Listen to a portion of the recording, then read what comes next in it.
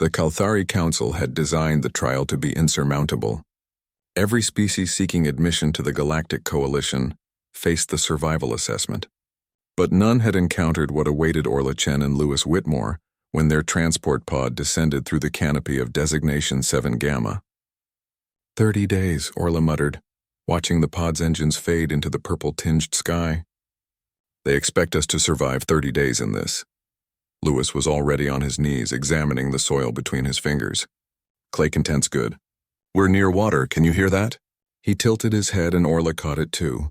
The distant rush of a river.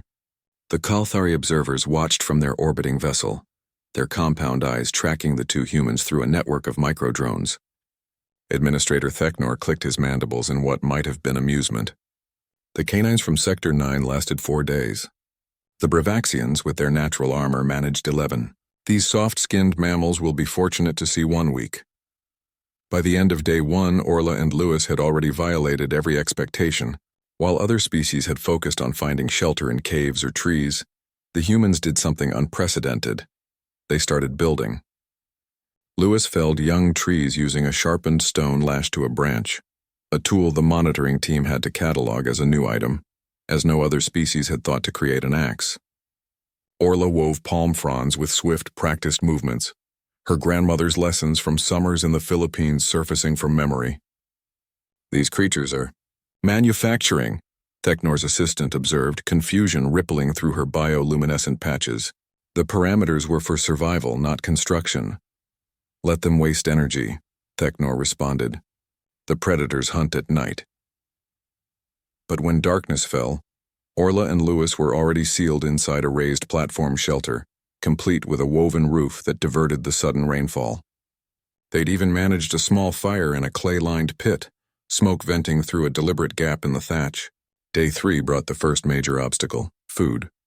The jungle's fruits were toxic to most carbon-based life forms, and the local fauna was scarce, frightened by the planet's apex predator, a 6-limbed reptilian creature the size of Earth's extinct tigers.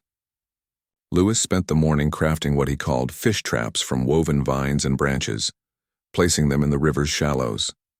Orla, meanwhile, had begun something that made the Kalthari monitoring team summon their chief xenobiologist. She's planting?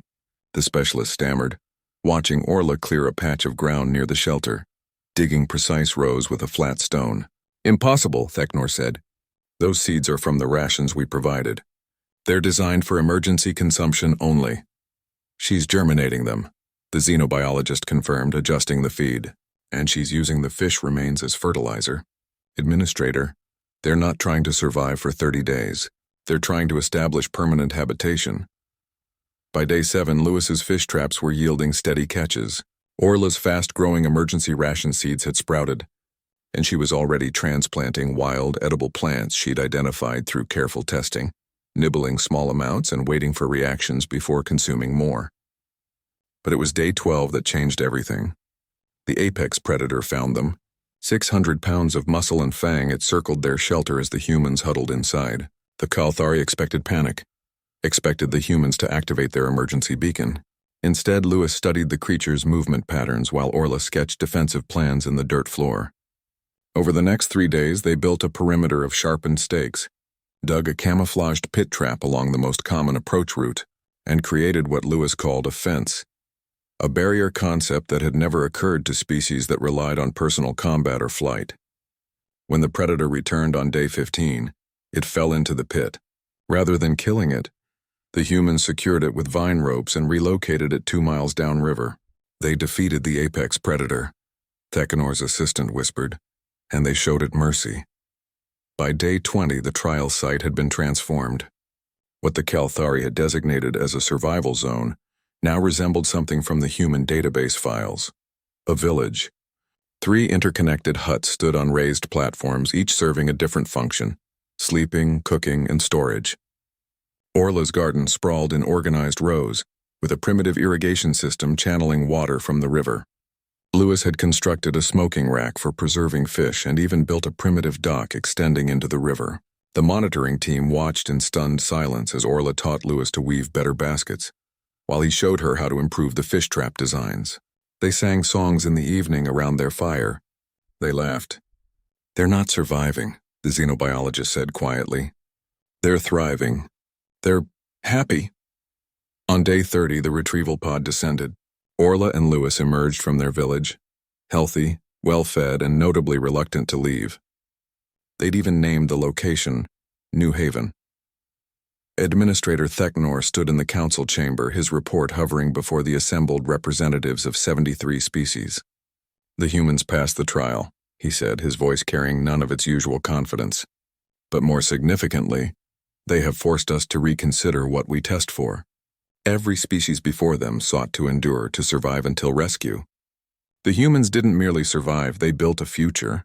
They took a hostile environment and made it a home. He paused, mandibles clicking nervously. They've shown us that humanity doesn't just adapt to their environment. They adapt their environment to themselves, and they do it with remarkable speed, creativity, and joy. The Bravaxian ambassador leaned forward, her armored plates gleaming. You're recommending their admission? I'm recommending, Theknor said carefully, that we consider what it means that in 30 days, 2 humans with primitive tools created what it would take most of our species months to build with modern equipment. I'm recommending we think very carefully about what humanity will accomplish when they have access to our technology. The vote was unanimous. 3 months later, a coalition construction team arrived at Designation 7 Gamma for unrelated research. They found New Haven still standing, its structures weathered but intact, Orla's garden overgrown but still alive with transplanted species. Someone had left a sign carved into a wooden post near the river. Humans were here. We built this. We always do. The construction team supervisor, a pragmatic Kalthari engineer, made an official recommendation that surprised everyone. Preserve the site as a monument. Not to human achievement specifically, but to a fundamental truth the trial had revealed, that some species don't just survive in the universe. They make themselves at home in it.